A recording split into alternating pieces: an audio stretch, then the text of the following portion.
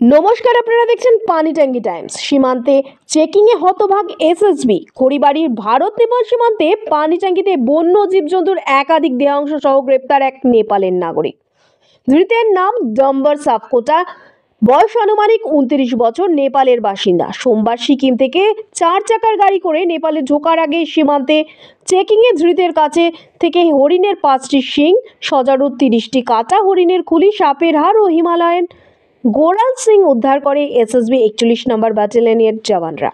ধৃতকে পরে টুকরিয়া ঝাড় বন দপ্তরের হাতে তুলে দেয় এসএসবি। আগামীকাল ধৃতকে শিলিগুড়ি মহকুমা আদালতে তুলে রিমান্ডে নিয়ে জিজ্ঞাসাবাদ শুরু করা হবে বলে বন দপ্তর সূত্রে জানা গিয়েছে।